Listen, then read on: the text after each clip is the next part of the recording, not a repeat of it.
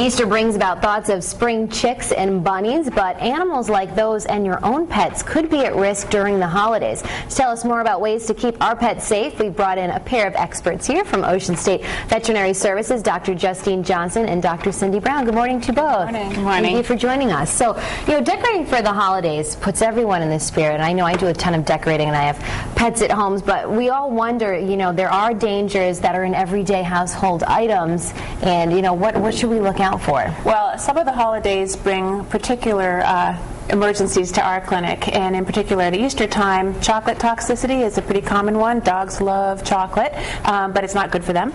Depends on how much they eat, of course, but they can get some symptoms of tremoring and vomiting, and if they eat enough, they can actually die from it. So you want to keep the Easter basket away from the dogs. You can smell it too. They love this. They love it. Right? They'll get it off of countertops and so forth. Cats love this Easter grass, right, which can actually bind up their intestines and cause a big problem.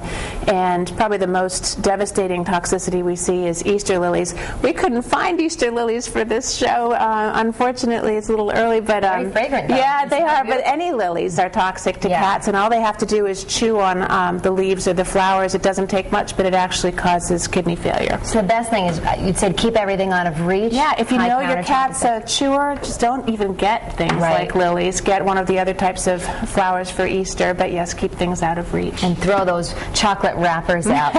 And Cyndi, your specialty is avian and exotic animals, and you say bunnies and chickens seem to be a cute idea around Easter, but not such a great idea after the holiday. They seem to be just such a big part of the Easter tradition, chicks and bunnies, and everyone wants to run out and get them for their children, but the reality is people really should be investigating more into what pet ownership really requires for these type of animals, because I don't think that they're well enough informed, and then the animals in the end don't get the proper care.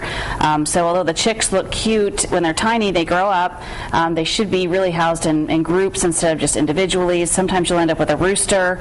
The roosters, actually can be very, very loud, become very aggressive, attack people. So it's important that you realize this and that you are responsible and have appropriate things set up for them before you actually even consider owning them. And rabbits are just very, very fragile. The babies can have parasitic problems. Something as simple as diarrhea can actually be a life-threatening situation for them.